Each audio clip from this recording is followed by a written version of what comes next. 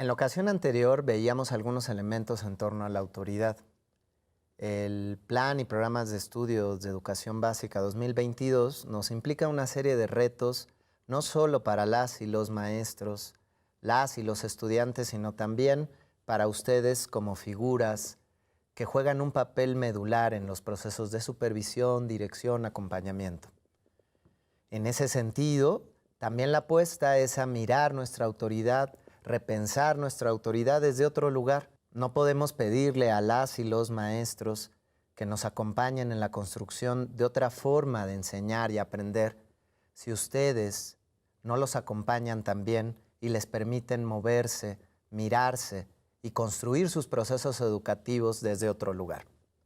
Pero para lograr esta otra autoridad mucho más democrática, que construye, que dialoga, que acompaña, que implica la construcción de una autonomía también, hoy vamos a revisar algunas alternativas importantes de comunicación, porque esta otra autoridad es una autoridad que se permite mirar a las otras y los otros como interlocutores válidos. En ese sentido, tenemos que reconocer que la comunicación es un elemento importantísimo en todo el proceso educativo y tenemos que desituar la idea de que la educación solo acontece dentro de las aulas. Es también en los otros espacios que implican no solo a la escuela, sino a la comunidad, a las madres, a los padres de familia, a la relación con las autoridades, la que va a tener un papel medular en la construcción de otra educación. Son estos otros espacios y estas otras relaciones las que van a permitir que juntas y juntos caminemos en el sendero de una verdadera transformación de la educación y que además es la que nos va a permitir construir ciudadanos y ciudadanas con responsabilidad social y nos va a permitir regenerar el tejido social. Hoy vamos a hablar de la comunicación como una alternativa asertiva para construir relaciones educativas autónomas. Pero entonces, ¿qué es la comunicación? Pues bueno, regularmente cuando pensamos o hablamos de comunicación, vienen a nuestra mente varias imágenes. Vamos a intentar ir hacia el lugar principal o primigenio del proceso de comunicación. ¿Qué implica la comunicación? Pues es muy simple. Implica que hay una, dos, tres, cuatro más personas que de una o de otra manera generan un proceso en el cual hay quien emite un mensaje y hay quien recibe el mensaje, pero no es tan simple como parece.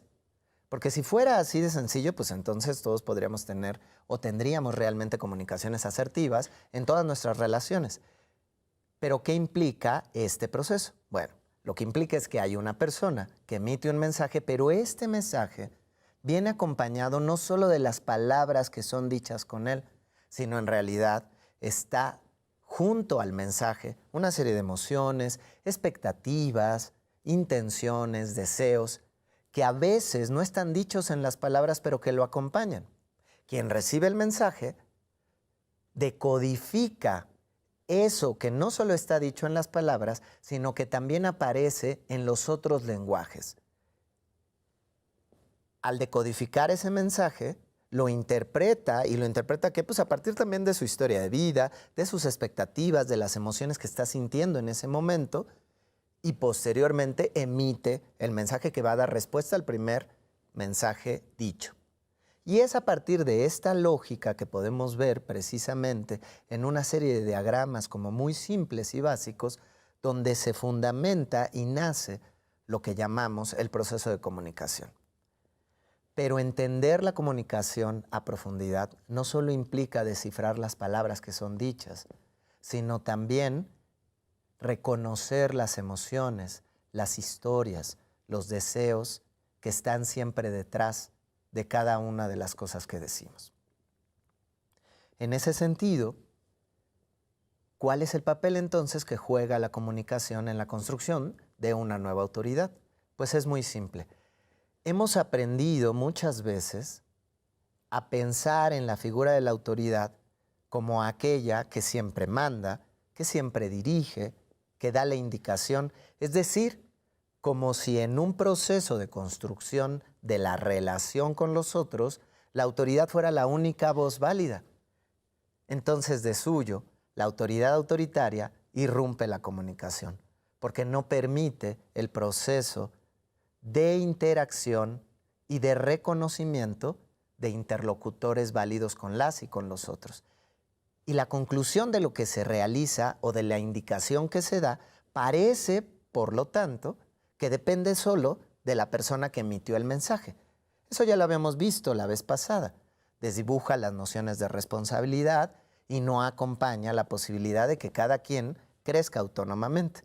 Es ahí donde entonces la comunicación asertiva posibilita en la relación establecida entre las profesoras, los profesores, con sus estudiantes, pero también con ustedes como autoridades, se generen otras formas y entonces pasamos a la noción de la educación como algo que solo es heredado de una voz a otra y en la cual solo las y los estudiantes o las y los docentes tienen que escuchar y reproducir, a un proceso en el cual el proceso de enseñanza-aprendizaje, se convierte en una relación en la que todos y todas participamos.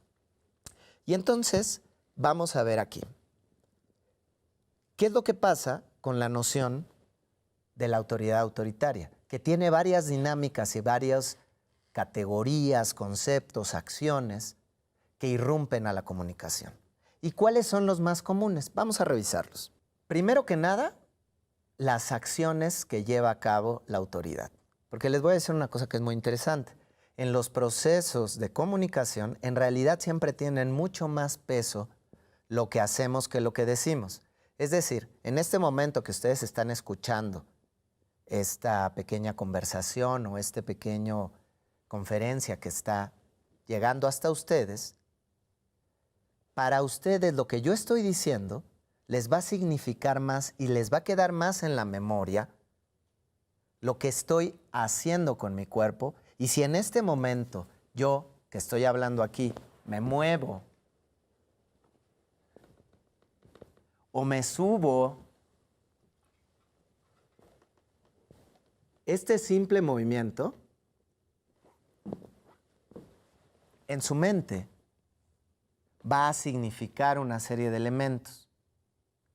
Y van a recordar más que el ponente que nos habló sobre la comunicación, de repente, en un diálogo aparentemente bastante formal, tuvo la osadía de moverse y de incluso pararse en cuclillas sobre la banca en la que estaba.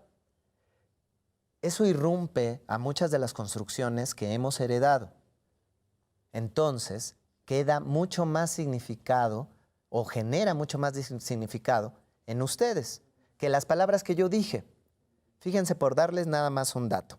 Alrededor del 55% de la información que percibimos por el lenguaje corporal es la que nos queda grabada. Por ejemplo, el 38% aproximadamente de la información que percibimos va a estar directamente relacionada o la vamos a recordar por los tonos de voz, por el volumen o por las formas que se utilizaron para decir lo que se dijo. Y solamente van a recordar alrededor del 7% de las palabras que se dijeron. Entonces, una de las primeras cosas importantes es qué hacemos cuando estamos diciendo un mensaje. Porque no es lo mismo, yo puedo utilizar incluso las palabras más nobles, pero mi corporalidad, cómo me acerco a las y los profesores, cómo subo o bajo el volumen de voz cuando estoy diciendo algo, y eso también significa. Porque no es lo mismo que yo comparte una indicación o le comente a los docentes, o ahora, por ejemplo, que ustedes una de las funciones o labores que les vamos a pedir que nos acompañen, que les estamos pidiendo que nos acompañen, será el proceso de mirar cómo se va dando esta formación entre las y los docentes. Y no es lo mismo que ustedes lleguen y digan, profesor, profesora, ¿cómo va? ¿Cómo le ha ido con las reflexiones desde este lugar o sentados? A que ustedes se acerquen, suban el volumen de voz y le digan, ¿Ya hicieron el ejercicio que venía en la guía? Porque eso es diferente. Y a lo mejor puedo usar las mismas palabras, pero estoy comunicando cosas distintas. Muchas veces la autoridad autoritaria no pone atención ni a su lenguaje corporal, ni a los tonos de voz que utiliza. Y como lo hemos internalizado, sin darnos cuenta, reproducimos ciertas dinámicas con ello. Un ejemplo muy simple es la tarima que hoy todavía existe en muchísimas escuelas públicas. Y eso, aunque no queramos, genera una relación distinta y emite un lenguaje corporal diferente entre el docente y los estudiantes, porque además ellos siempre, es decir, ellas y ellos, las y los estudiantes, tienen que mirar hacia arriba para ver a su profesor o profesora. Y eso significa algo. Sin embargo, en el cotidiano hay muchas otras acciones que llevamos a cabo también y que implican en la comunicación y que entorpecen la comunicación. Por eso, para comprender realmente, no solo tenemos que escuchar y descifrar las palabras que son dichas, sino también tenemos que hacer un esfuerzo por sentir, reconocer y comprender el contexto, las emociones en el que las y los otros, o en el que nosotras y nosotros estamos emitiendo un mensaje. ¿Cuáles son los principales obstáculos para la comunicación? Bueno, en realidad parecen cosas simples, pero muchas veces las hacemos sin darnos cuenta. Por ejemplo, criticar. ¿Qué pasa cuando nosotros criticamos a las y los otros? Y aquí hay que ser muy claros, hay una diferencia entre emitir un comentario que puede retroalimentar un proceso y criticar el proceso. Cuando yo critico, regularmente utilizo adjetivos descalificativos. Y con ellos, ¿qué es lo que estoy diciendo? Pues estoy quitándole técnicamente valor a las acciones, palabras o pensamientos dichos por las otras y los otros. Otra cosa que también a veces hacemos sin darnos cuenta es menospreciar o insultar a las y los otros. Y el insultar no solo implica utilizar palabras altisonantes. A veces podemos también insultar la inteligencia de los otros o de las otras con sobreexplicaciones o con elementos que no nos han pedido. Una de las manifestaciones, por ejemplo, de la hegemonía masculina se caracteriza por eso, porque pretende explicarle a las mujeres procesos que son propios de ellas, por ejemplo. Y entonces podemos llegar al absurdo donde un hombre le explica la menstruación a una mujer cuando nunca la hemos tenido. Eso es también un insulto a la inteligencia de la otra persona. Pero también lo hacemos cotidianamente con nuestras y nuestros compañeros, profesoras y profesores. Y a veces pretendemos también explicarles ciertos aspectos o cosas que ellas y ellos ya conocen porque pueden llevar muchos años de experiencia. Pero claro, como somos la autoridad, se lo volvemos a explicar. ¿Qué otra cosa hacemos? Es muy común también que diagnostiquemos. Es decir, a veces se nos puede acercarse a nosotros un profesor o profesora, como también pasa a veces que los profesores o profesoras, puede haber estudiantes que se les acerquen para plantearles algo que están sintiendo. A lo mejor es una inseguridad, una preocupación por cómo llegan ahora los chicos, o la cantidad de estudiantes, o simplemente los cambios que va a implicar ahora, las modificaciones por la implementación de este plan. Y nosotras y nosotros, en vez de escuchar y darle un lugar a esa emoción, a veces diagnosticamos. Es decir, tomamos como este papel del sobreespecialista y queremos explicarle al otro o diagnosticar qué es lo que hay detrás de esa emoción. Y entonces emitimos juicios o comentarios del tipo de, bueno, pero no podrá ser a lo mejor que tú estás transfiriendo o que tú en realidad pues regularmente has tenido problemas con la autoridad. Entonces ahora tu director o tu directora, pues él o ella solo quiere que tú hagas las cosas diferentes porque además es lo que se necesita. Pero a mí me da la impresión de que en realidad tú no estás pudiendo resolver y empezamos a diagnosticarle. ¿Qué implica eso? Pues que no le damos lugar a su emoción ni a su proceso. ¿Y eso qué va a generar a la larga? Pues cuando uno intenta jugarle al detective emocional, lo que está haciendo es desacreditar las emociones y las experiencias de los otros. Otra cosa que también a veces hacemos y no nos damos mucho cuenta es que alabamos para manipular. Es muy común que suceda en distintos ámbitos laborales y educativos. Vamos con el compañero o compañera, ay, compañera, compañero, maestra, maestro, usted que es tan bueno, que tiene tanta experiencia.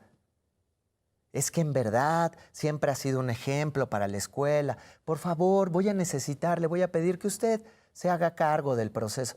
Y entonces, cuando yo estoy dándole una serie de atributos o cuando yo exalto sus atributos para después pedirle algo, la interpretación que acontece con eso es, pues en realidad lo que me está diciendo no lo piensa o no lo siente. Solo me está diciendo eso para que yo haga lo que él o ella quiere que yo haga. Entonces hay que tener mucho cuidado porque son cosas que hemos ido aprendiendo y que no nos damos cuenta que reproducimos. Otra de las cosas más comunes que hacemos es damos una orden. Y aquí vamos a revisar este tema porque sobre todo la idea de la autoridad que hemos internalizado nos genera mucho ruido con esta idea o esta noción. Es que yo soy autoridad y una de mis responsabilidades es ver que las cosas sucedan, entonces yo tengo que dar una orden. Híjole, quién sabe, ¿eh? Porque hay una diferencia entre que yo le informe a mi compañero o mi compañera, entre que yo le informe al estudiante o al maestro o a la maestra de un elemento que se tiene que hacer, porque en efecto tenemos que tener claros que pertenecemos a una estructura y que estamos dentro de un orden sistémico. Y dentro de eso tenemos responsabilidades. Nadie está diciendo que se deba desdibujar la responsabilidad que cada uno tiene. Pero hay una diferencia entre que yo te comparta o te diga lo que tenemos que hacer y que al final es parte de nuestra responsabilidad, a que yo te dé la orden. Porque cuando yo te doy la orden y cuando yo te lo presento como si fuera yo quien está dando la indicación, incluso estoy irrumpiendo las posibilidades de que tú te hagas cargo de tu proceso. Porque ¿qué aprendes? ¿Qué aprende el otro o la otra? Pues en realidad lo que aprende es hacerle caso a su jefe o jefa inmediata antes que reconocer y hacerse cargo de las responsabilidades que le tocan. Entonces el dar órdenes no solo acompaña una dinámica de sumisión, no solamente contribuye a reproducir una idea de que entonces tengo que aprender a hacer lo que me pide mi jefe o mi jefa y no a hacer lo que corresponde y beneficia porque es mi responsabilidad, sino además pues genera una sensación de cierto enojo. ¿Por qué? Porque a lo mejor con alguno la orden la di más fuerte porque no revisé mi lenguaje corporal ni mi lenguaje vocal, pero con otro compañero o compañera con quien tengo una relación más cercana, esa misma orden la di más tranquilo o porque simplemente estaba en un día diferente y yo me sentía peor que en otro. Y entonces además también generó esta sensación de que hay preferencia sobre uno u otro. Y eso mismo sucede cuando recurrimos, sin darnos cuenta también, a poner de ejemplo a otras o a otros compañeros. Es que ve la maestra X, es que ve el profesor tal, mira lo que hizo. Y entonces a lo mejor mi intención es buena, a lo mejor yo quería que compartiera la experiencia, pero la manera como lo dije y desde la comparación, lo único que genero es la sensación de que entonces hay un preferido o una preferida. O bien, de que entonces lo que yo tengo que hacer como maestra o maestro no es generar, no es proponer, no es innovar, sino hacer lo que hizo la otra profesora o profesor y le aplaudieron. Y entonces irrumpo la autonomía, irrumpo la creatividad, irrumpo el proceso incluso de colectividad y trabajo en equipo. ¿Cuál es otro de los elementos que llegamos a hacer sin darnos cuenta? A veces generamos muchas preguntas innecesarias. Es decir, podemos tener un profesor o profesora que nos comparte o que no pudo ir ese día y en vez de simplemente aceptar ese proceso, empezamos a preguntar, ¿pero por qué? ¿Y qué pasó? ¿Pero y cómo está? Y muchas veces el problema no es que preguntamos, porque si yo construyo una relación que es válido con alguno de mis colegas, me puede interesar legítimamente esa persona, pero me interesa en la relación humana que establecí con él o con ella. Pero si yo desde la autoridad, como la figura que ostento, empiezo a preguntar en demasía, empiezo a hacer demasiadas preguntas sobre los procesos que está viviendo el otro o la otra, entonces resulta incómodo.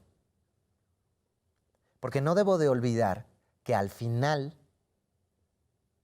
el ser un supervisor, una supervisora, un jefe de enseñanza, una jefa de enseñanza, un asesor o asesora técnico-pedagógico, un jefe o jefa de sector, me pone en un lugar de autoridad. Y entonces, ¿para qué pregunto? ¿En qué medida realmente mi pregunta responde a un interés? ¿Y en qué medida mi exceso de preguntas es una forma más de hacerle saber que la autoridad soy yo? A veces sin darnos cuenta también amenazamos. No es lo mismo que yo le informe a un compañero o compañera que hay una serie de reglas o normas que existen a las que todas y todos estamos supeditados y le hable de las consecuencias que puede implicar el no cumplir con esas normas, a que de una u otra forma, incluso hasta en broma, porque lo hacemos así, le amenace. Híjole, maestro, si usted sigue sin hacer las adecuaciones para lo relativo al nuevo plan, pues quién sabe qué vaya a pasar, ¿eh? Porque ahorita estamos apenas probando, pero una vez que ya lo implementemos, si usted no ha cambiado su forma, híjole, maestro, pues yo no sé qué vaya a pasar, ¿eh? Porque, pues bueno, igual a mí, ahorita yo no le puedo decir mucho, pero al rato ya sabe cómo son las cosas. Y de una u otra manera, estoy amenazando al profesor o a la profesora. Entonces hay que tener cuidado, hay una diferencia entre que yo simplemente informe. Sí, mire, maestra, ahorita, en efecto, todavía no estamos llevando a cabo el plan, simplemente estamos probando.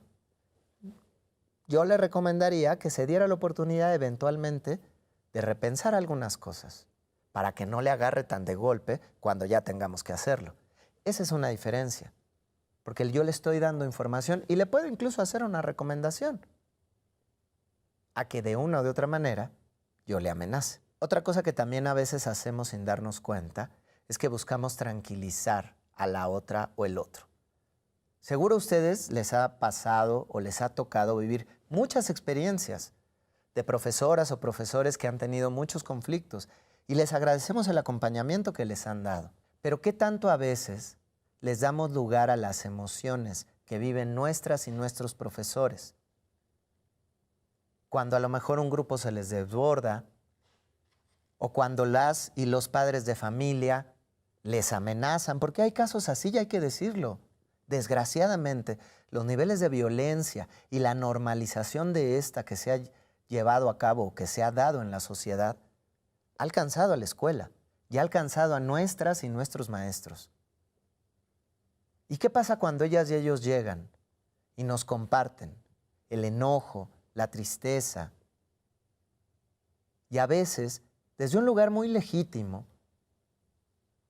lo primero que hacemos, porque a nosotras y a nosotros también nos da miedo a veces, es, no, cálmese maestra, cálmese maestro, tranquilícese, mire, respire, ya está aquí.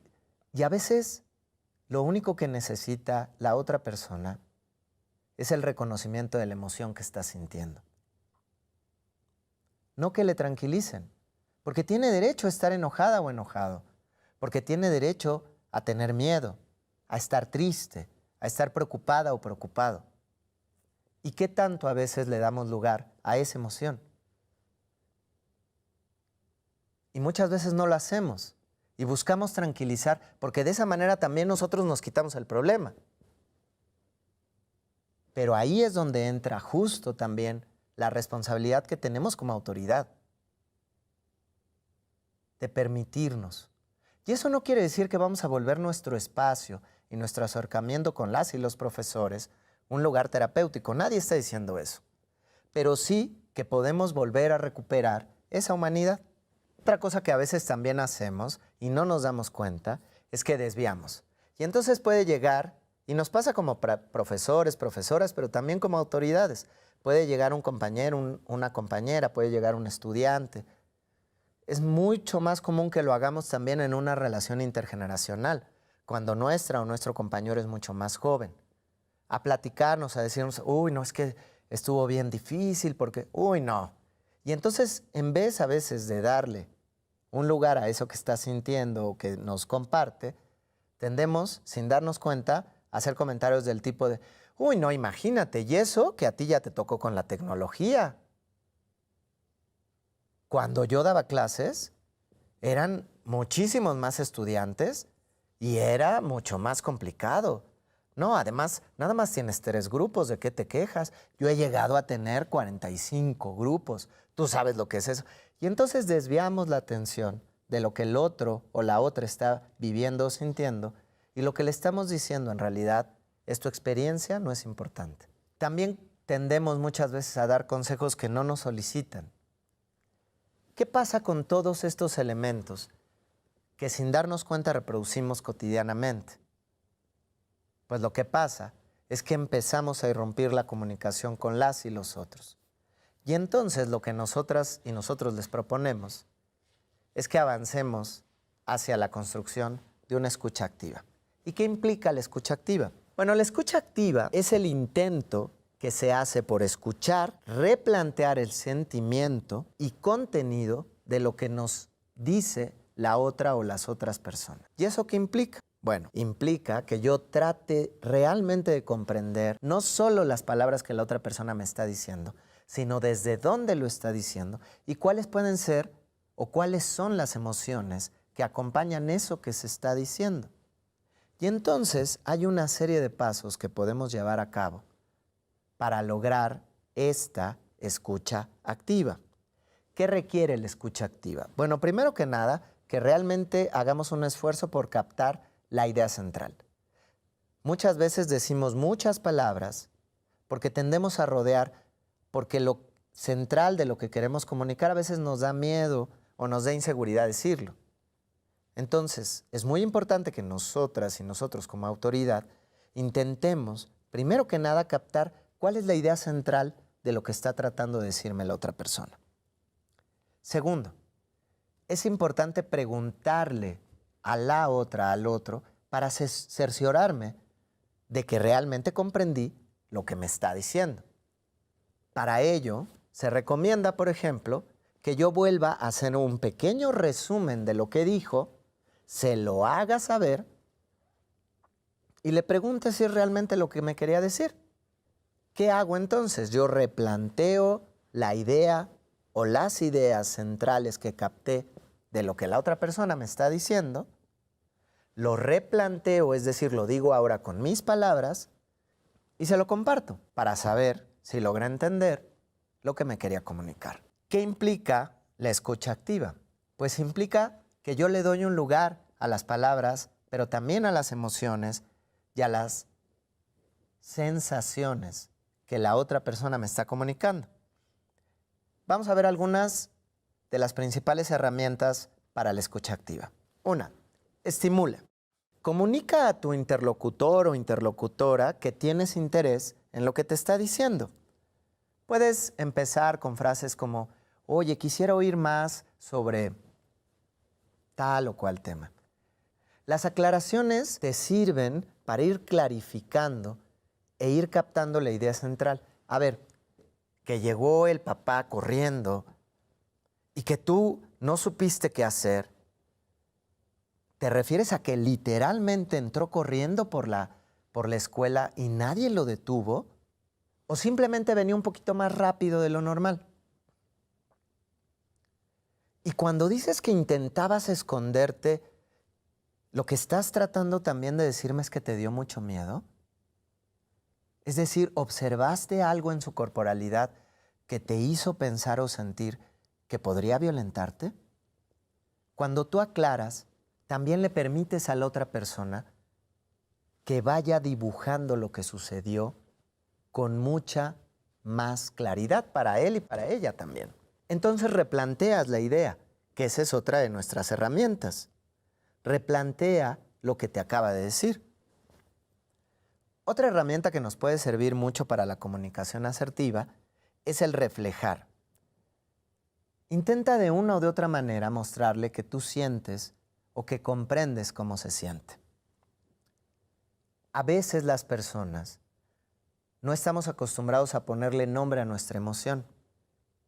Entonces esta herramienta nos ayuda y les ayuda a las otras y a los otros para ponerle un nombre a lo que están sintiendo. Me da la impresión de que eso que viviste te dio mucho miedo. Cuando tú te permites ponerle un nombre a esa emoción, pero además lo reflejas, es decir, te permites compartir también, que esa es otra herramienta. Comparte alguna experiencia. Me recuerda la vez que justo también reprobé un chico y la mamá llegó enfurecida y empezó a gritarme. Sentí mucho miedo. En vez de, híjole, sí, entiendo perfectamente cómo te sentiste, porque fíjate que yo también he vivido esas cosas, ¿eh? Újole, no, y no es una cosa menor. Yo te entiendo, pero entonces cuando vuelvo al yo constante, pues parece en realidad que no le estoy entendiendo. O que lo que menos me importa es contactar con lo que siente. Y una de nuestras últimas herramientas es validar. Cuando un compañero o compañera se acerca para compartirnos algo, hay que agradecer porque nos está teniendo una confianza. Y es muy importante que valides no solo su experiencia, sino que también agradezcas la confianza que ha depositado sobre ti. Porque ser una autoridad no solo implica una responsabilidad en el sentido de vigilar o acompañar o revisar que las cosas sucedan como la estructura nos pide que suceden, sino también somos un referente. Entonces, esta última herramienta puede venir con frases como: aprecio tu confianza y franqueza. Eso que viviste no debió haber sido nada sencillo y te agradezco que lo hayas compartido conmigo. Generar espacios de comunicación asertiva con nuestras y nuestros colegas nos permiten repensar no solo la relación en la educación, sino también nuestra figura como autoridad. No olvidemos que en tanto figuras del proceso educativo tenemos un papel muy importante también en que la educación se vuelva nuestra principal herramienta para la reconstrucción del tejido social. Somos un ejemplo y somos también semilleras y semilleros entre nuestras y nuestros compañeros profesores. Y la pregunta es, ¿qué queremos sembrar?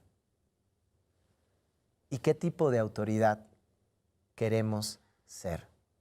¿Una que escucha, que acompaña, que comparte?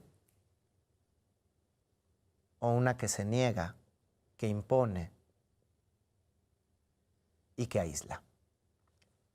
Muchas gracias por haberme escuchado nuevamente y esperemos que este proceso de reflexión nos permita a todas y a todos reconocernos como otra autoridad.